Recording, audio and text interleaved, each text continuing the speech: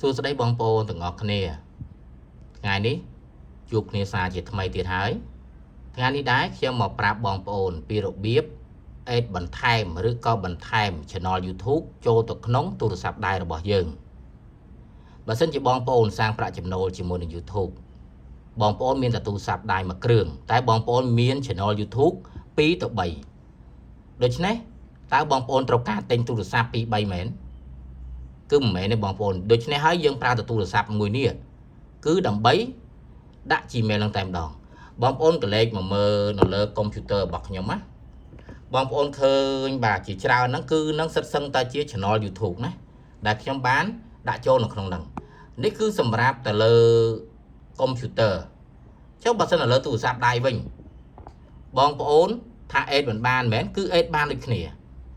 បងប្អូនគ្រាន់តែយក Gmail របស់គេមកយក Channel YouTube របស់គេមកបងប្អូនដាក់ add បន្ថែមដើម្បីបងប្អូន add បន្ថែមបានបងប្អូនចូលមកកាន់ TY Studio នេះក៏បានចូលមកក្នុង YouTube នេះក៏បាន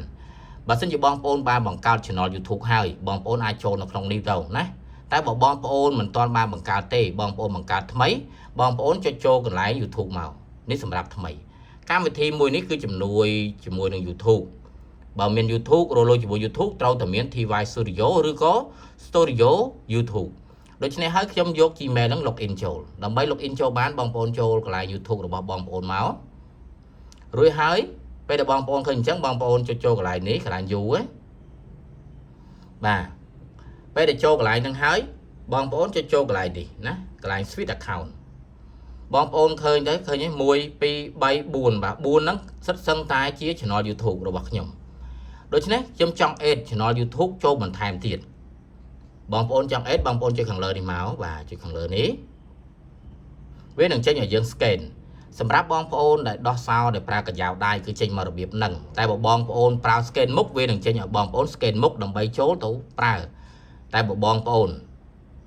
ដាក់ passcode ឬក៏លេខកូដគឺវាឲ្យបងប្អូនបំពេញលេខកូដបាទអញ្ចឹងហើយខ្ញុំដាក់កាយ៉ាវដៃខ្ញុំទៅបាទដាក់មេដៃខ្ញុំចូលមកកន្លែងនេះមក scan មកគឺទៅមុខហើយណាដើម្បីឲ្យយើងបំពេញលេខកូដពេលខ្លះទៀតគឺមានកន្លែងមួយគឺមានគេហៅថាដូចជា robot បងប្អូនណាបាទគេឲ្យយើងឆ្លើយសំណួរបាទឥឡូវនេះខ្ញុំដាក់ Gmail ចូលសិនបាទខ្ញុំចុច Gmail បាទចុចនៅលើហ្នឹងមកដើម្បីបំពេញ Gmail បាទ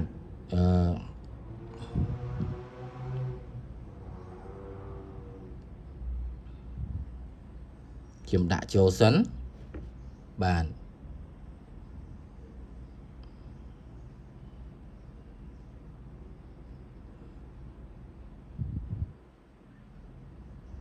ខ្ញុំដាក់ចូលហើយបាទ100.03បាទខ្ញុំដាក់ចូលចឹងហើយ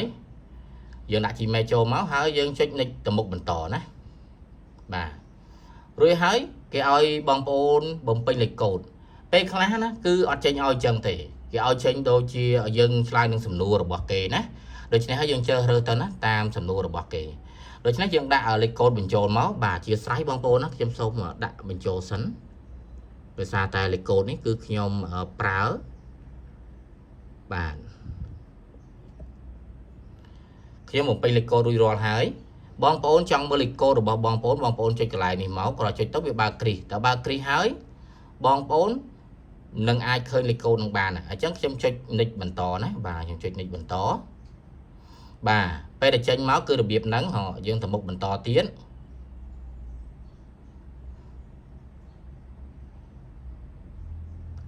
បាទកន្លែងនេះគេឲ្យបងប្អូនបំពេញលេខទូរស័ព្ទណាបងប្អូនបំពេញលេខទូរស័ព្ទអញ្ចឹងបងប្អូនដាក់លេខទូរស័ព្ទមកពេលដែលបងប្អូនបំពេញហើយវានឹងផ្ញើលេខកូដទៅយើងបើពេលខ្លះក៏ផ្ញើពេលខ្លះក៏អត់ផ្ញើដែរណាដូច្នេះហើយកន្លែងហ្នឹងបងប្អូនត្រូវតែបំពេញលេខទូរស័ព្ទបងប្អូនដាក់ទីហ្នឹងមកណាបើបងប្អូនអត់បំពេញទេគឺវាអត់ទៅមុខទេបាទឥឡូវខ្ញុំសូមបំពេញលេខទូរស័ព្ទបាទដោយសារតែខ្ញុំមិនចង់ឲ្យបងប្អូនឃើញលេខទូរស័ព្ទទេណាបងប្អូនបាទអធិស្ឋានខ្ញុំសូមរុញឡើងទៅលើបន្តិចបាទពេលដែលបងប្អូនបំពេញលេខទូរស័ព្ទហើយវាឲ្យបងប្អូន save ឃើញទេអញ្ចឹងបងប្អូន save ទៅពេលខ្លះណាបងប្អូនឃើញលេខទូរស័ព្ទចឹងហើយបងប្អូនទៅមុខហ្មងទៅណាបាទហ្នឹងហើយខ្ញុំដាក់អញ្ចឹងមកទៅមុខហើយបាទកន្លែងនេះគេឲ្យបងប្អូនបំពេញ address ឬក៏ទីតាំងរបស់បងប្អូនណាអញ្ចឹងបងប្អូនអាចបំពេញក៏បានមិនបំពេញក៏បានដែរយើងចុច shift មកថយក្រោយមក បាទឥឡូវយើងចូលបានហើយឃើញទេយើងចូលបានហើយចាំមើលពេលដែលចូលបានចេញមកយ៉ាងម៉េចណានេះពេលដែលយើងចូលបានបងប្អូនចុចចូលកន្លែងហ្នឹងមក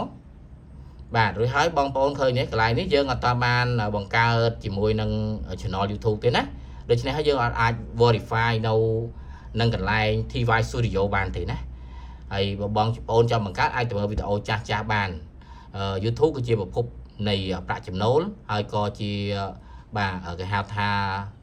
សន្សំទុកវីដេអូដែលចាស់ទុកឲ្យកូនជំនាន់ក្រោយយើងមើលហ្នឹងហើយអញ្ចឹងយើង log in បានហើយណាបងប្អូនឃើញទេឈ្មោះហ្នឹង